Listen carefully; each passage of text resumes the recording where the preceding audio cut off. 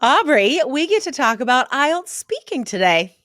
Yes, and this is part 4 of a 4-part series, which is very rare. This might be our only 4-part series. I I think can't it think of is. another one, can you? No, this It's is so it. fun. So, guys, if you have missed the other parts of this, we'll tell you quickly. What we're doing right now is looking at the most common questions on different IELTS forums and bringing you the insider answers that you can trust. So far, we've tackled listening, reading, and writing. Scroll up, guys, to these recent episodes and listen if you have not. And today we're tackling the hottest speaking questions. Yes, and if you missed any of those episodes, you might not be following. So be sure to hit follow here on IELTS Energy. We have 2 new episodes every week. You don't want to miss any of them. So hit follow. Awesome. All right, let's get to it. Aubrey, what is our first speaking question? All right. I want to ask in part 3 of the speaking test, I couldn't answer a question and I was silent for a moment.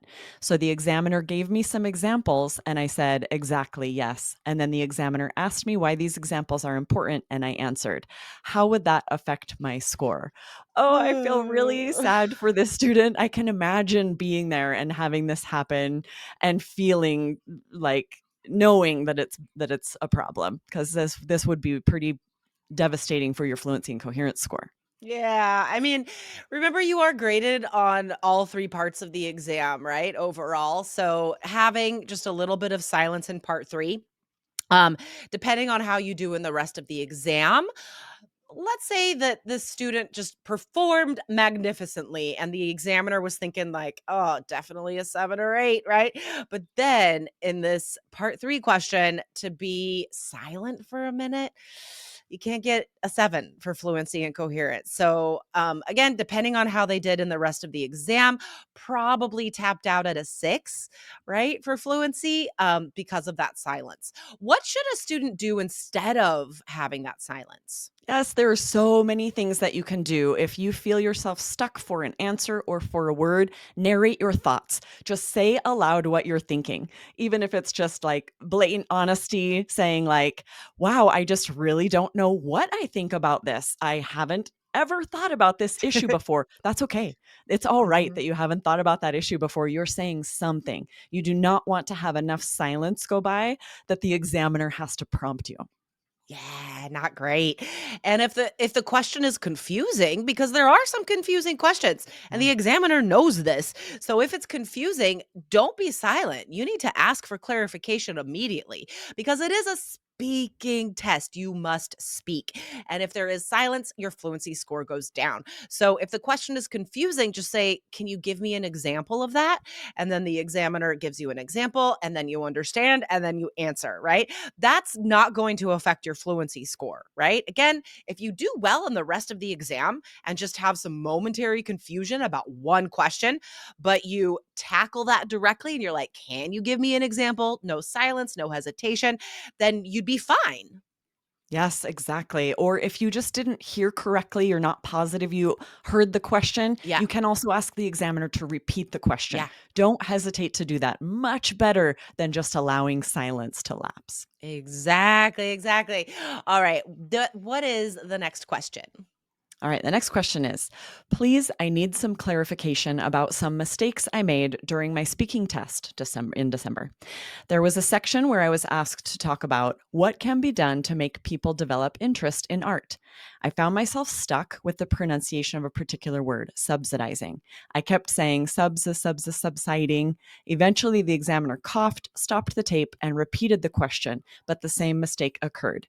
Now I am afraid this might affect my score badly. Other sections of the test went well, but I was depressed all through the test. Oh, There are a few things that are so devastating for me yes. here, but especially the end. I have been in that situation. We have solidarity here. When you know you've made a big mistake, it would be really difficult to finish the exam and Mhm. not let that really affect how you feel about it. Yeah, dude. Oh my gosh. Like what if this had happened? I mean, it sounds like this is a part 3 question, right? But what Yeah. if this had happened in part 1 and then you spend the whole rest of the test just like deflated? You've lost all your confidence. Like, oh God, that's so sad. Um, Yeah. So just quickly, guys, practice a lot. Practice so much that you will not lose your confidence and you can bounce back if something like this happens. But would this affect their score, this stuttering over that one word? Well, there's one thing you can do to make sure it doesn't affect your score at all. If you kind of stutter on one word, you don't have to say that word correctly. Yeah. Come up with a synonym or a paraphrase. Just Yeah. skip it, move on. This happens to native speakers too. Yeah. Sometimes we'll be saying a word, we're like, for some reason, I can't get it to come out of my mouth. We'll just say it another way. And that would not lower your score. Yeah, I mean, this happens all the time, right? Yeah, Like, if I'm trying to explain something and I mention a movie, right? And I can't think of the name of the movie, then I have to totally. explain the plot until someone else can guess the name. Like, this happens all the time, right? Nobody's perfect. So yes, exactly like Aubrey said.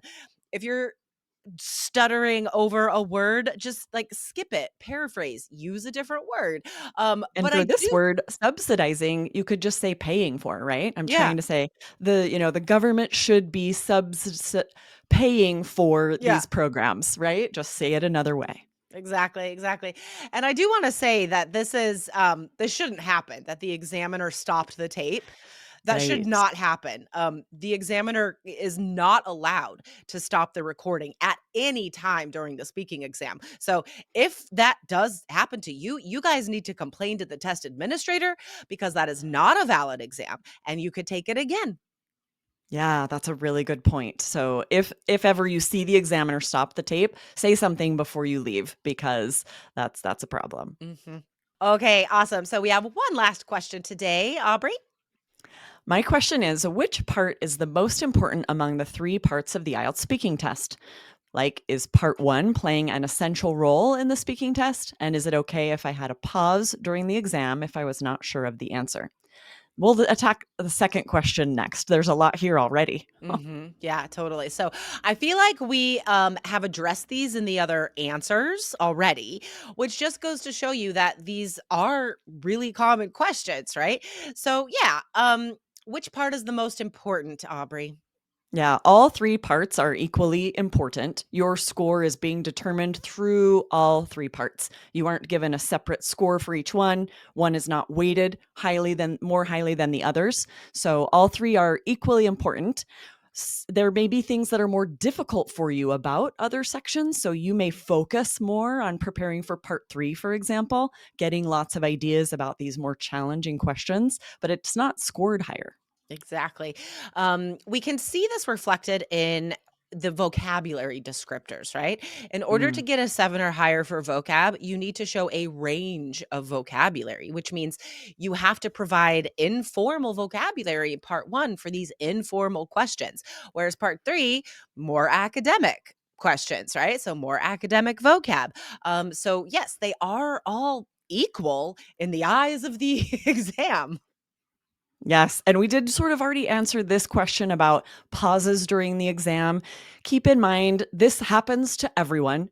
It Mhm. might be you're trying to think of vocabulary, not sure of your answer. Be ready with filler phrases. Be ready to paraphrase to try to avoid those pauses. And Exactly. then I'll read the rest of the question. Cool. The second question is, do you think it would help me to improve my listening and speaking by listening to the BBC or VOA? Do you have any other suggestions for improving my listening? Okay, nice. Yeah, what do you think? BBC or VOA? Oh, I mean, I love the BBC. There are so many good BBC podcasts, Yeah. and some of them are made for English learners, but a lot of them are made for native speakers. Mhm. So, no matter what topic you're interested, you could find a great podcast through BBC for sure. What do you think, Yeah. Jessica? Yeah, and Voice of America is also great. They don't have as big of an output as the BBC. Also the person in control of Voice of America has changed recently, and I'm not sure what direction that will take um, Mm. that material.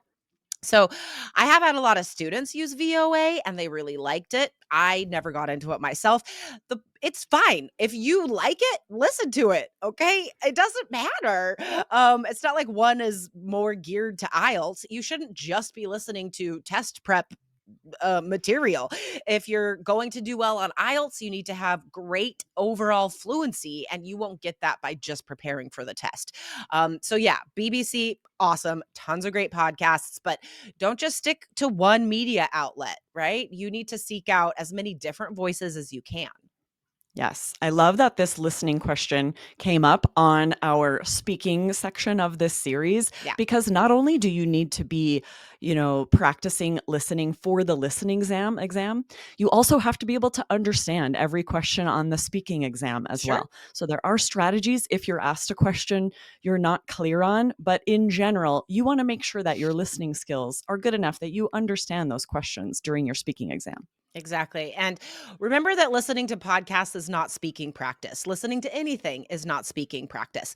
Right. You can turn it in to speaking practice if you are like mimicking the people. But there have been a number of students I've had who we do a speaking test, and I'm like, doesn't sound like you're speaking English that often because your Yeah. fluency is not better than a 5. How are you preparing for the speaking test? And they're like, oh, I listen to a lot of podcasts. Right. So that's not listening is not speaking practice. It's a different skill.